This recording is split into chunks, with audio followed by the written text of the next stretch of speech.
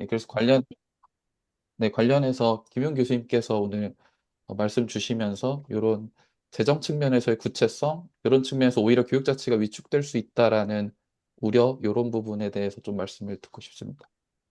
예, 고맙습니다. 제가 우리 이 질문과 관련해서 조금 도전적으로 지역교육발전위원회가 잘 될 수도 있고 잘 됐으면 뭔가 변화를 불러일으키겠다는 긍정적인 뉘앙스로 아까 발표를 하셨어요.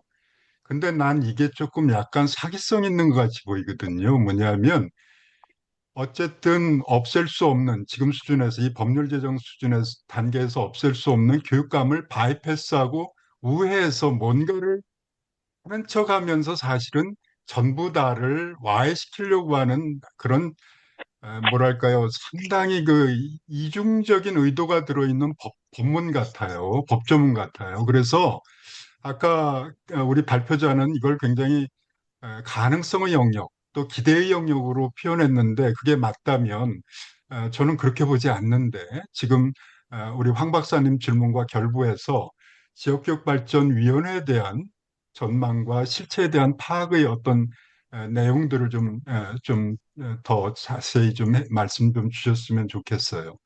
예, 네, 근데 이제 그 말씀에 답변을 드리려고 하면 이 위원회 그 자체에 대해서 직접 말씀드리기보다는 그러니까 현재의 교육 자체를 어떻게 진단하는가, 어떻게 보고 있는가에 관한 이야기를 저는 먼저 할 필요가 있습니다. 저 개인적으로 상당히 비관적으로 보고 있습니다. 그러니까 저희가 이제 일종의 뭐라고 할까, 분리형 교육 자치 제도를 시행해 오고 있는데 분리형 교육 자체에 대해서 그 외부로부터의 비판도 있었고 내부로부터의 필요도 있었죠. 그래서 예를 들면 혁신 교육을 하면서 뭐 연계와 협력을 강화한다. 그러니까 분리형 자치는 유지하되 연계와 협력을 강화한다는 정도의 스탠스를 잡은 것 같습니다. 그리고 뭐 마을교육 공동체, 뭐 혁신교육 지구 이런 걸 가지고 이런 걸 매개로 뭘 해보려고 했죠. 그리고 뭐 일정하게 성과도 있었고 그런데 그 이를테면 혁신교육 지구라든가 마을교육 공동체 같은 경우도 보면 사실상 그렇게 성공하지 못했다고 생각이 되고 오히려 이제 분리형 교육 자체에 대한 문제점이라고 할까?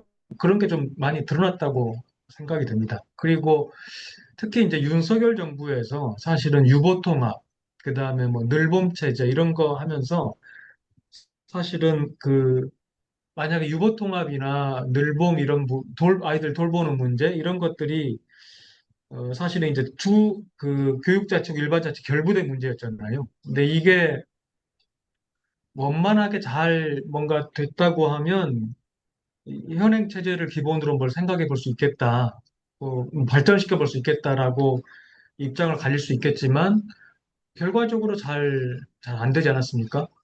이제 그래서 이제 저는 현재의 그 분리형 자치 제도의 문제점이 많이 노출되고 있고 또 하나는 제가 말씀 중에 간단히 넘어갔지만 구분 지역의 경우에 예를 들면은 뭡니까 그 학교가 과소화되면서 학생 총수가 뭐 100명이 미달하는 중학교 뭐 학생 총수가 뭐 몇 명 안 되는 초등학교 무지무지 많죠. 그리고 고등학교라고 해도 뭐그 한 학년의 수가 뭐 기껏 몇십 명, 수십밖에 안 되는 그 아이들이 되게 체계적으로 입시에서 불이익도 받고 있고 뭐 그런 문제들이 있습니다. 또는 그 도시 지역의 경우에도 오래전에 배치된 학교하고 그 주민들의 선호 또 아이들의 요구가 이렇게 미스매치하면서 주민들이 학교를 좀 재구조화해달라고 할까요? 이럴 때면 뭐 어떤 학교를 좀 늘려달라든가 줄여달라든가 이런 요구들이 있는데 지방교육 행정이 거의 잘 대응하지 못합니다. 그러니까 저 개인적으로는 그 이 제도 자체의 효능감, 의의에 대해서 저는 조금 문제의식이 많이 있습니다. 많이 예, 있고 그런 건 예, 대표님, 알겠고요. 이- 예. 예, 그래서 이제 변화가 필요한데 제가 아까 이제 김용일 선생님이 이제 처음에 말씀하실 때 지방교육 자체가 상이 다를 수 있겠다고 말씀하시는데 그럴 수 있다고 저는 생각합니다. 제가 생각하는 그 지방교육 자치의 상이라고 한다면, 어, 그 기본적으로는 생활권 단위에서 그 주민들이 참여하는 공론회장, 참여하고 이 교육을 바꿔나가는 공론회장, 참여회장을 잘 만드는 것이 기본이라고 생각하고, 이것이 이제 미국에서 우리가 말하는 교육자치제도의 출발이라고 하는 스쿨 미팅의 기본적 기능이었던 것 같습니다. 그런 이제 그 점에서 보면 저는 우리가 광역 단위 교육 자치는 유지하더라도 그것의 힘은 상당히 빼고 일종의 이원화된 자치로 가야 되겠다는 그게 바람직하다고 생각해요. 저 개인적으로. 그래서 이제 기초 단위 교육 자치로 거기에 오히려 힘을 쓰는 게 좋겠다. 일본만 해도 도도부연도 교육위원회를 두고 있고 시구정촌도 두고 있지만 사실은 시정촌의 교육위원회가 훨씬 더 주민에 밀착해서 여러 가지 일을 합니다. 그 모양이 더 아무튼, 좋겠다고 예, 생각하고 선생님, 이제 지금 얘기가 길어져서 제가 선생님이 이제 중역 내지는 기초자치단체 내지는 그 수준을 좀 활성화시켜야 되겠다는 그것이 이상적이다 하는 것까지 드러났으니까 굉장히 큰 소득인 것 같아요. 그 맥락에서 아까 말씀하신 지역교육발전위원회도 하나의 가능성의 영역으로 보시는군요. 이 법률에서. 네, 네, 네, 그렇습니다. 예, 예. 네, 그러면 충분히 이해했고요. 아까 황정훈 박사님 재정 문제를 좀 잠시 언급을 하셨는데 우리가 지금 해니그 교수의 그 교육 예외주의라는 컨셉을 들이대니까 이게 조금 오해의 소지가 있는데 우리의 지방교육자치제도는 교육 재정에 관한 하는 완전한 말하자면 재정 평등주의에 입각한 아주 세련된 방식이거든요. 재정 교부금을 통해서. 그러니까 미국식 교육 예외주의하고 재정의 형평성을 지향하는 재정 교부금 제도하고 결합이 돼 있단 말이에요. 지금 그런 상황이에요. 그래서 한마디로 이 우리 지방교육자치제도를 한국판 교육예외주의다 이렇게 정의하기가 어렵고 그래서 재정의 문제를 얘기를 할 때 그 제도의 실체에 대해서 그것이 회의적이건 아니면 긍정적이건 제도의 실체에 대해서 지금 현행 법률상의 제도의 실체에 대해서는 우리가 공유를 하고 얘기를 해야 되는 거 아닌가 이런 생각이 들었어요. 그런데 네, 근데 지금 이 네, 법에서는 막연하게 많이 줄 것처럼 얘기를 하지만 실제로 황 박사님처럼 오히려 더 손해가 날 수도 있다 이런 얘기거든요. 그 얘기 아닙니까, 황 박사님? 아, 예, 그러니까 이제 쉽게 말씀드리면 이 법이 특례로 번복되어 있는 법인데, 그러니까 교육 자체에 얼마를 주겠다라는 명료한 그런 부분이 없으면 다른 산업이나 다른 특례의 그 시도세가 더 많이 들어가면 자연스럽게 그 교육청에 그래요. 들어가는 전입금이 줄어들 수 있지 않냐는 우려, 예, 그 말씀이요. 그것에 대해서 이제 마저 짧게만 좀 말씀드리고 말씀 주시고 다른 분들 말씀 좀 듣기로 네. 하죠. 어, 교육 재정 관련해서는 아마 전남 광주특별법에도 재정적으로 불이익을 주는 조항은 제 기억에 없었던 것 같습니다. 없었던 것 같고 오히려 그 조문이 마지막에 살아남았는지 제가 확인을 지금 기억이 가물가물한데 오히려 처음에는 혜택을 좀 준다고 했었죠. 그 20조 말고. 근데 이제 어, 적어도 법문상으로 지금 현행보다 감축되는 경우는 거의 없을 것 같은데 다만 이 문제 관련해서는 행정통합이 지금 쟁점이 아니고 오히려 그 교부금 제도 자체를 올해 중에 건들 것 같지 않습니까? 지금 전체적으로 정부의 분위기가. 그러니까 예, 예. 예, 그런 또 맥락의 거기에 흐름이 연동된 있죠. 문제로 예, 보입니다. 맞습니다. 예. 그래서 그쪽에서도 문제가 될 수 있고 황 박사님은 이 시스템이 움직일 때 오히려 손해를 볼 수도 있다, 로스가 있을 수도 있다면 이런 지적인데 지금 뭐 로스냐 아니면 교육 재정은 차고 넘치지 않느냐, 고등교육 단계에 뭐 이런 논란도 있고 하니까 조금 그거는 좀 논점이 여러 측면에서 형성이 될 수 있을 것 같습니다. 우리 아무리 바쁘더라도 아까 말씀 못 나눈 우리 황문혜 선생님 한국지방교육연구소에서 들어와 계시네요. 한번 좀 잠깐 인사 좀 주시죠. 네, 그러면 이상철 부산교육연구소장님 인사 좀 잠깐 주시죠. 예, 반갑습니다. 부산교육연구소 이상철입니다. 예, 부산 지역의 이 지방교육자치 연구에 아주 오랫동안 심혈을 기울이셨는데.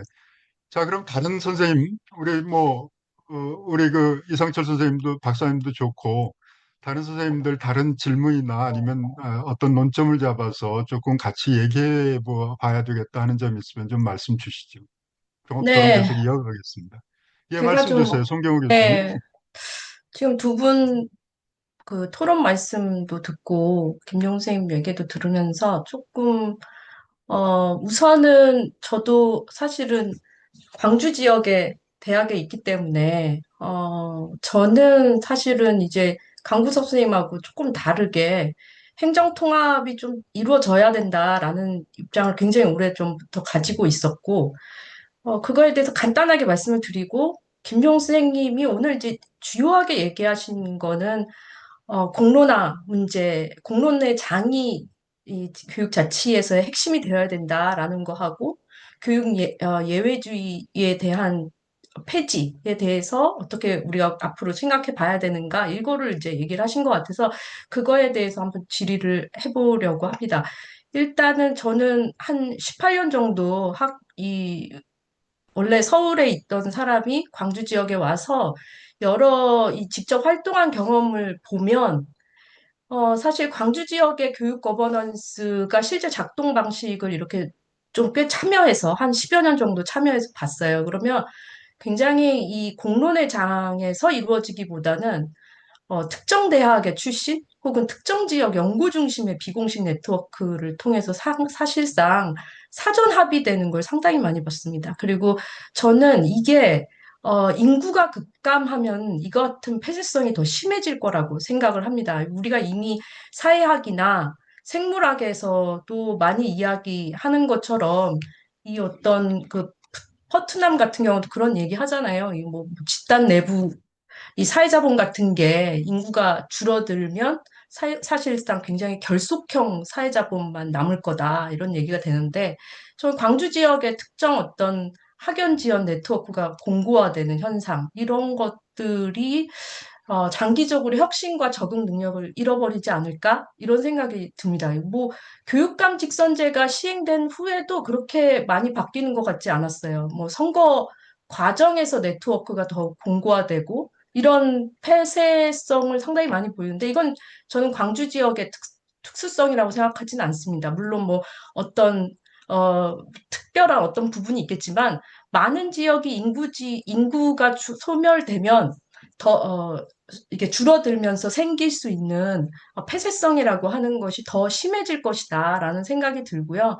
그래서 저는 오늘 김용 쌤이 얘기하신 그 공론장 형성이 어려운 이유가 어떤 제도의 부재가 아니라 이게 구조적인 폐쇄성이 공론장 자체를 필요로 하지 않는 환경을 만들어 오지 않았나? 이런 생각이 들어서 광주 전남 통합이 단순히 물론 이제 위정자들 중에는 행정 효율성 문제를 얘기하겠지만 저는 이게 폐쇄적 구조를 외부에서 흔들 수 있는 상당한 유력한 계기가 될 수 있다. 이렇게 좀 기대를 하고 있습니다. 그래서 뭐 전남의 다양한 지역하고 인적 자원이 좀 유입이 되면 이 광주 도심 중심의 특정 네트워크가 이제 독점을 해온 어떤 거버넌스에서의 다양한 관점이나 경험도 들어올 수도 있고 또 농어촌 지역 간의 시각이나 이런 것도 좀 꽤 필요하고 또 교육 전문가들이 좀 다양하게 교육 거버넌스에 참여할 수 있고 그래서 이 공론장 형성에 상당히 실질적 조건을 만들어줄 수 있지 않을까?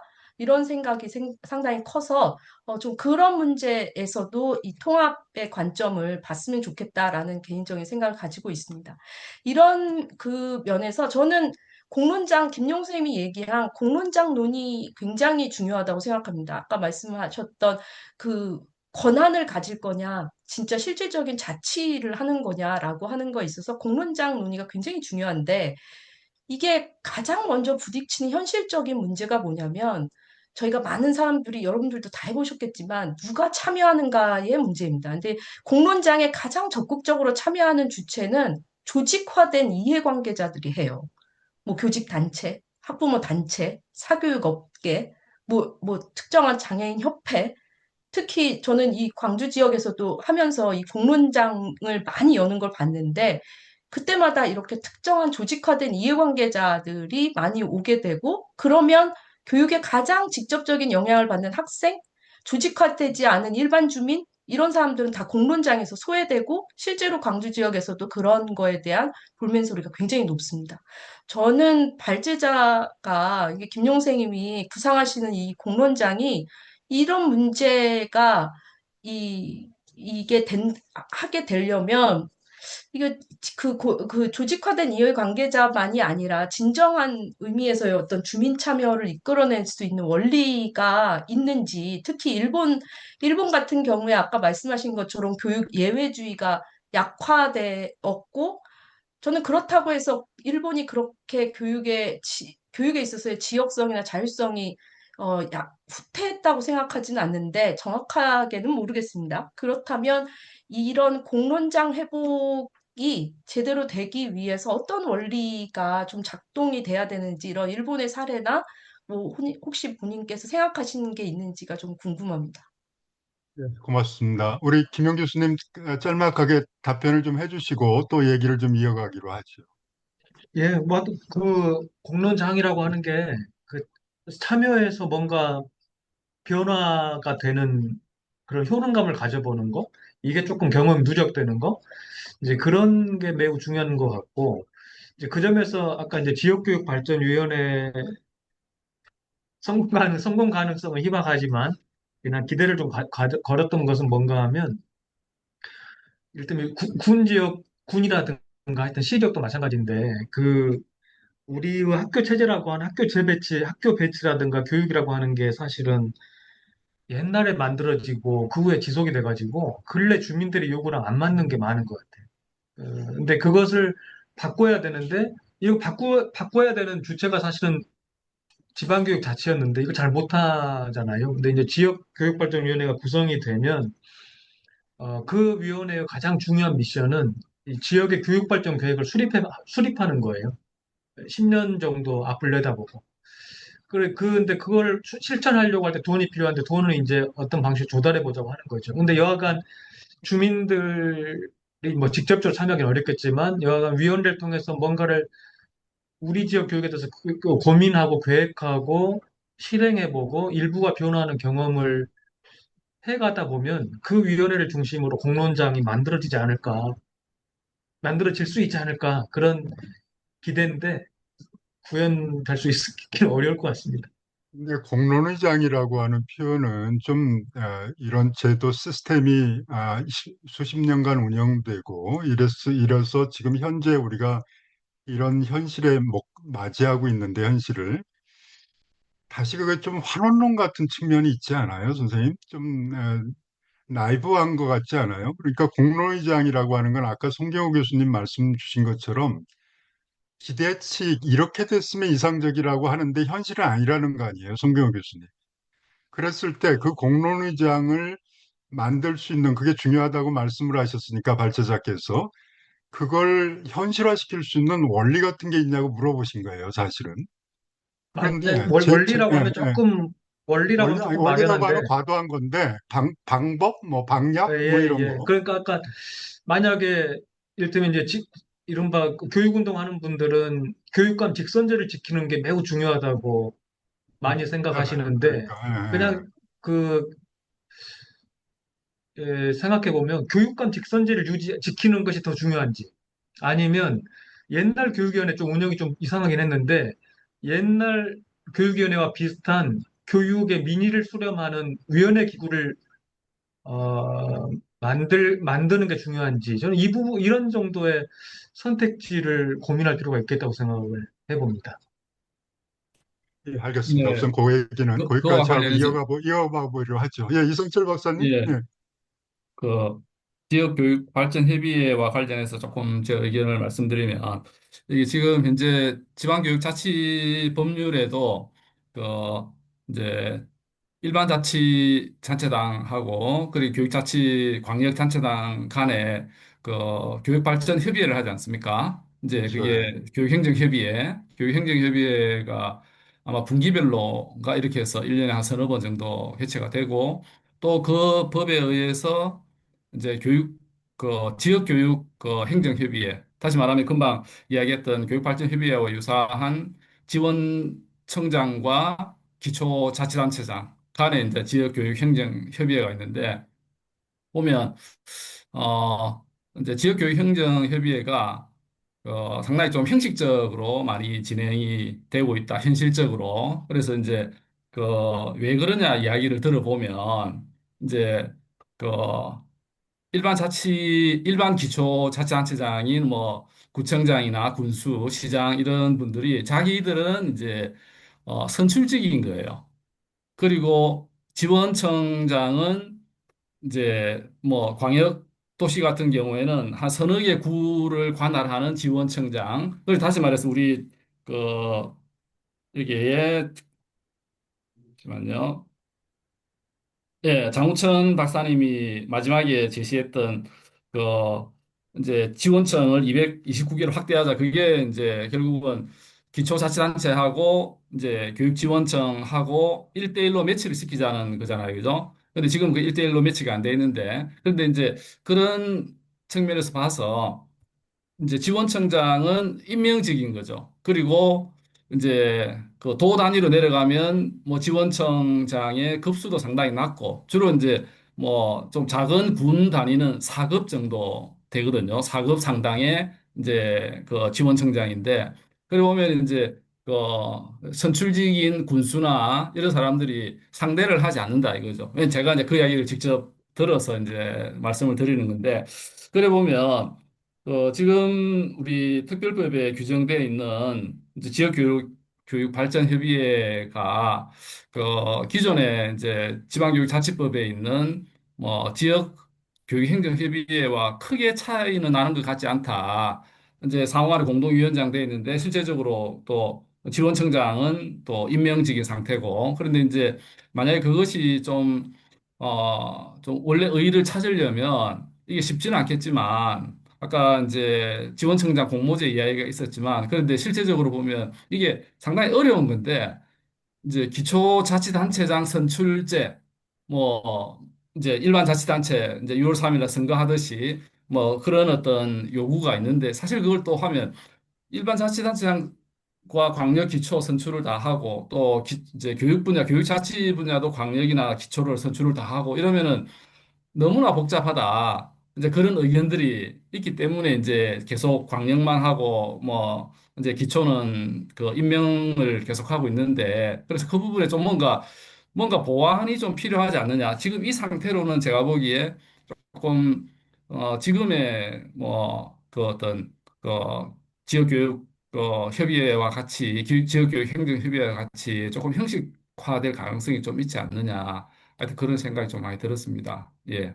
예, 지역적 교육발전위원회 관련해서 우리 현실에 비추어 볼 때 그렇게 영향가 있는 그런 시스템은 아닐 것이다. 뭐 이런 취지로 이해도 무슨 질문이라기보다는 그런 아까 논란이 있었기 때문에 그 말씀을 의견을 주신 것 같고요. 저희가 약속한 시간이 한 5분 정도 남았는데 우선 진행해보고 더 필요하다면 조금 동의를 구하고 한 5분 정도는 더 쓸 텐데 하여튼 될 수 있으면 8시에 마무리를 하는 걸로 그렇게 하겠습니다. 예, 다른 선생님 조금 말씀 주시죠.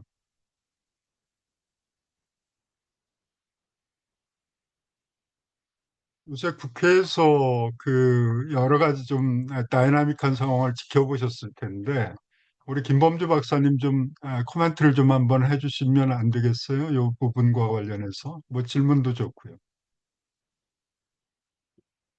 아, 좀 정리를 해서 말씀드리겠습니다. 제가 제가 하나 좀 화면에 올라오셨으니까 한번 여쭤볼게요.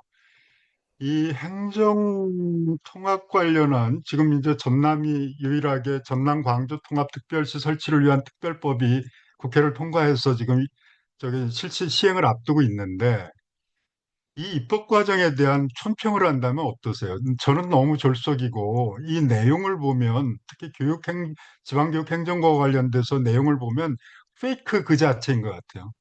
예? 페이크. 그러니까 뭐 감춰놓고 의도를 감춰놓고 현실의 저항들을 무마하려고 하는 곳곳에 그런 게 숨어 있고 비교육적인 예를 들면 뭐 특목고 설치 특례 이거 다 특례예요. 외국인 학교 설치 특례 이걸 마치 떡으로 주면서 막 뭐 하자는 거예요. 광주 전남이 아까 강구석 교수님 말씀대로 그런 거 해가지고 애들 서울대 많이 보내고 외국 많이 보내서 프랜카드 걸려고 하는 거예요? 뭐예요? 어떤 느낌을 받으셨어요? 입법 과정을 지켜보시면서. 정말 묻고 싶어요. 물어보고 싶어요. 뭐, 저는 뭐 있었던 시간이 길지는 않는데, 어, 뭐 위원회에 계신 분들이나 또는 주변에 모두 다 전례가 없었던 일이라고들 말씀하셨고요. 그리고 이제 다만 그 1, 2월 동안 그 심사하는 과정에서 이제 뭐 의심스러운 점들이 있을 수 있지만, 그런, 음, 뭔가 포석을 두고 그렇게 꼼수를 쓸 만큼의 고도의 기술이 들어갈 여지도 사실은 없었던 게 더 진실에 가까울 것 같습니다. 그러니까 의도하지 않았던 효과들이 발생할 수 있다고 생각되지만 그럴 정도의 여유가 있는 시간이 분명 아니었습니다. 그러니까 네. 알겠습니다. 고맙습니다. 예, 다른 선생님들. 우리 신철균 교수님도 오 생특에 해당하는 지역에 거주하고 계시지 않습니까? 한 말씀 좀 주시죠. 네, 뭐, 강원도 삼특은 오급 삼특으로 피해를 보고 있다고 지금 현 지사가 삭발까지 한 입장이기 때문에, 네, 더 거북 농담이었고요. 그냥 저는 뻔한 질문인데, 결국 이게 정당성 충돌인 것 같은데, 기존에는 어떤 교육의 전문성, 정치적 중립성의 것이 되게 강했고, 이제 지금은 국가 경쟁이나 돌봄 복지, 뭐, 이런 지역 정책 통합, 경계 확장, 이런 이제 규범, 정당성이 더 커져가고 있기 때문에 기존의 어떤 교육계만의 분리가 점점 힘이 약해진다라고 생각이 들어요. 그럼에도 불구하고 우리가 우려하고 있는 그런 정치권, 도지사의 힘이 강해지면 이런 교육 침범의 부작용을 또 계속 얘기하고 있잖아요.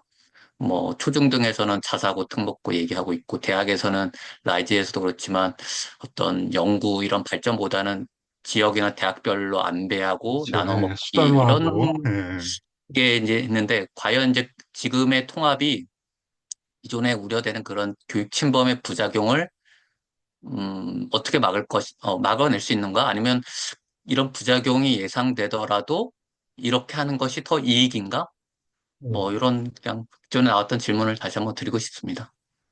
좋아요. 요거는 우리 발제자하고 우리 지정토론자 1, 광수섭 선생님하고 지정토론자 2, 우리 장호천 박사님 세 분이 짤막짤막하게 이 질문에 대해서 좀 한번 답해 주시는 그런 포맷으로 한번 가보죠. 그런데 미리 좀 양해를 구해야 될 건 지금 약속한 시간 8시가 딱 정각입니다. 좀 괜찮으시면 한 10분만 연장하는 걸로 종합 토론을 양해해 주시면 그렇게 10분만 더 연장해서 우리 원래 토론회를 진행하는 걸로 그렇게 하겠습니다. 되게 고개를 끄덕끄덕이시는 것 같아서 사회자 직권으로 10분만 더 연장하겠습니다. 자, 순서대로 우리 발제자께서 우리 신철균 교수님 그 부분에 대한 답을 좀 짤막하게 해주시고 그렇게 좀 진행하죠. 예, 아까 그 미국이나 일본에서 교육 예외주의가 침식되고 있다고 이렇게 말씀드렸는데 문제가 있습니다. 이를테면 이제 일본이 2015년인가 그 교육위원회법 개정하면서 이제 그 단체장 권한이 강화됐거든요. 근데 이제 그 후에 전국적인 현상은 아닌데 극우화된 시장이 있는 지역에서 이 교육에 대한 일종의 정치적 관여가 늘어났어요. 그렇죠. 그러니까 예. 이제 그런 현상은 분명히 있고 어, 미국에서도 보면은 대도시 지역에서 시카고 같은데 어, 슈퍼 인텐던트를 시장이 임명하는 것으로 바꿨다가 다시 또 환원했던 그런 사례들이 있어요. 진자 운동을 광발표로. 해요. 예, 진자 운동을 그래서 해요. 이제 그런 양가 있는 것 같고 지금 이번에 그 행정통합법은 상당히 명확하게 사실은 교육에 대해서 별 관심이 크게 관심을 두지 않고 하여튼 지역의 경제를 좀 발전시켜 보자는 게 중요한 것 같아요. 그리고 아까 이제 강구석 교수님 이제 토론 중에 중요한 말씀인데 행정통합 어떻게 앞으로 어떻게 될까? 뭐가 잘 그려지지 않는다고 말씀하셨고, 실제로 잘 안 그려지긴 하는데, 이런 건, 그러니까 좋은 시나리오 이런 겁니다. 이를테면, 아마 올해 여름 정도에 그 지역별 성장 엔진을 발표할 예정입니다. 근데 이제 성장 엔진 옛날에도 막 발표 많이 했었죠. 근데 옛날하고 조금 달라진 부분은 뭐가 있는가 하면, 마치 현대차가 새만금에 투자하겠다고 한 것처럼, 지역에 아마 대기업들을 뭘 투자하게 하려고 뭘 열심히 하는 것 같아요, 보니까. 그러니까 아마 그런 식의 가시적인 어떤 투자가 있을 것 같고, 있게 되면 지금 전북대 총장께서 하시는 일이 뭐냐 하면, 그, 현대차가 새만금에 투자했을 때 전북대가 다 감당할 수 없거든요. 그러니까 이제 전북 지역의 대학들을 묶어서 뭘 대응해 보려고 해요. 근데 이제 뭐 공유 체제가 만들어지고 어쩌고저쩌고 하면 기존에 우리가 경험했던 것과 조금 다른 결과가 나올 수 있지 않을까, 이제 네, 그런 생각을 해 보는데, 저는 뭐 그 정도만 변화가 예, 있어도 큰 변화 아닌가, 좀 그런 생각 해봅니다. 고맙습니다. 거기까지 말씀 주시고요. 강구석 교수님, 예, 제가 지금 답변을 할 수 있는 좀 그런 예, 예, 그러면 뭐, 입장은 예, 아닌 것 같은데요. 그냥 예, 간략하게 예, 몇 가지만 말씀드려 보면, 일단 전남은 지금을 약간 어쨌든 새로운 통합을 약간 하나의 좀 새로운 거를 실행할 수 있는 기회로 보는 것 같아요. 아까 김영 교수님 잠깐 말씀하셨던 10% 특례, 교원 10%뭐 특례 그런 건 뭐냐면, 전남의 특정 지역은 교사가 발령을 받아 가도 계속 빠져나가요. 예를 들어 뭐 광주로 온다거나 아니면 다른 시도로 빠져나가는 사례들이 많으니까 그 지역에 그냥 그 지역에 특화된 그냥 어떤 제도를 만들어서 거기에 좀 가급적 오래 생활할 수, 거기 교원으로 근무할 수 있도록 하기 위한 게 바로 10%그 특례 그 제도를 생각하는 건데요. 그래서 아마 전남은 약간 이왕 이런 기회를 뭔가 그래도 새로운 기회로 삼으려고 하는 그런 게 있는 것 같고, 광주 같은 경우는 사실 광주는 솔직히 말씀드리면 제가 받은 느낌은 광주교육청은 아무리 잘 돼도 그냥 광주는 본전이다.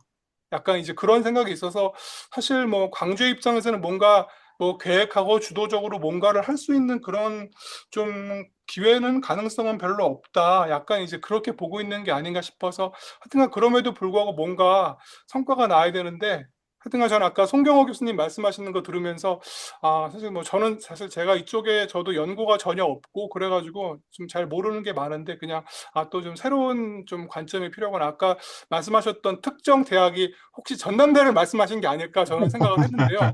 하여간 저는 뭐 그럼에도 불구하고 제가 소속해 있는 대학이긴 하지만 저는 그 전남대에 저는 아마 포함이 안 돼 있는 것 같습니다. 저도 그냥 약간 교대 그냥 얘기했습니다, 교대. 그래서 하여튼간 교대를 저는 말했습니다. 네, 예, 저는 하여튼간 예, 저는 약간 뭐 좀 기대보다는 도대체 이게 어떻게 진행될 것인가에 대한 우려가 저는 솔직히 개인적으로도 많습니다. 이상입니다. 예, 고맙습니다. 장우천 박사님, 예, 저도 좀 생각을 해보면 이게 사실 초중등 교육 혹은 무슨 지방교육자치제의 목적이나 원리나 뭐 이런 쪽이랑은 전혀 맥락이 없었던 이게 정책인 것 같아가지고 뭐 이게 어떻게 갈지는 전혀 사실 예상되는 바는 없는데 제가 그래서 저도 좀 말씀을 드리고 싶었던 것은 아무것도 이제 사실 준비되거나 무언가를 지향한 게 없지만 어쨌든 행정을 통합한다는 것은 굉장히 큰 변화를 수반하게 되는 거잖아요. 그렇다 보니까 이왕 어차피 해야 되는 거 통합을 계기로 조금 더 잘해볼 수 있는 그러니까 실익을 가져갈 수 있는 무언가의 과제를 좀 발굴하는 게 중요하지 않을까라는 생각을 제일 많이 했었고 뭐 그런 관점에서 송경호 교수님께서도 좀 의견을 주셨는데 그럼 뭐 의사결정 구조를 조금 흔들면서 기존에 좀 잘 안 되던 부분을 좀 타개하는 오히려 그 주어진 수단으로 좀 활용해 가야 되지 않을까라는 좀 생각을 해봤습니다. 네, 예, 이상입니다. 고맙습니다. 자, 아까 제가 급작스럽게 국회 입법 풍경을 좀 말씀해 달라고 그랬는데, 김범주 박사님 혹시 뭐, 이따가 질문 뭐 있으면 하겠다고 그랬는데, 있으시면 하시고, 그렇지 않으면 한 분만, 다른 한 분 말씀 듣고 마무리 좀 하는 걸로 하겠습니다. 김범주 박사님 그냥 패스해도 되겠습니까? 네, 패스해도 예, 괜찮습니다. 예, 예. 그럼 다른 분 꼭 이 말씀은 좀 오늘 토론회 끝나기 전에 한 말씀 해야겠다 하시는 선생님 있으시면 한번 해주시죠. 제가 예, 말씀드릴게요. 말씀 주세요. 예. 네, 오늘 잘 들었고, 이 지역교육발전위원회 성격, 아까 송경호 박사님도 말씀하셨는데, 그 구성을 어떻게 하고, 위원들을 어떻게 선출할 것인가, 이제 이 부분이 실무적으로는 제일 중요한 부분일 것 같고요. 이번 지방선거 때 나온 공약들을 없어요. 보니까, 네, 미래교육위원회를 걸고 나온 후보들이 좀 있는데, 그 조직은 그 국가교육위원회를 상상하고 만드는 조직인 것 같습니다. 그래서 공론화기구처럼, 다양한 의견을 수렴하고 거기서 같이 심의하고 뭐 이런 거를 상상하고 있는데, 금방 말씀하신 지역교육발전위원회는 그런 공론화기구라기보다는, 어, 단체장이 둘이 같이 참석하는 어떤 실행 조직적인 성격이 더 강한 건 아닌가? 좀 그 지점이 궁금했습니다. 그래서 그 두 방향으로 이번 지방선거 이후에 각자 상상한 대로 그 어떤 거버넌스 기구가 출범은 할 건데, 아까 말씀드린 대로, 어, 국가교육위원회 같은 그런 기구, 아니면은 아까 발전위원회, 교육행정협의회 같은 형태로 가는 그 두 가지 방향으로 흘러가지 않을까라고 한번 생각을 해보고, 그것도 질문도 드립니다. 이제 앞으로 그게 여기서 어떤 방향으로 갈 가능성이 더 큰가? 예, 그거 말씀드렸습니다. 네, 고맙습니다. 아까 지역교육발전협의회 얘기가 계속되고 있는데 현행법상은 시군구 기초자치단체장하고 이쪽에 음, 이제 교육 파트에는 지역교육장들하고 지원청장, 교육장들하고 이렇게 하고 교육 전문가하고 이렇게 구성이 되는 거죠, 사실은. 그래서 그 부분은 지금 아까 저는 완전한 페이크라고 얘기했고 또 다른 각도에서 보면은 그래도 뭔가 이런 현행 제도를 법률 속의 제도를 주어진 것으로 전제로 한다고 그러면 가능성의 영역이다 이렇게 보시는 부분도 있고 분도 있고 그런 것 같아요. 예, 그건 그 정도로 하고 좀 마무리를 좀 해야 되겠는데 지금 딱 1분 남았습니다.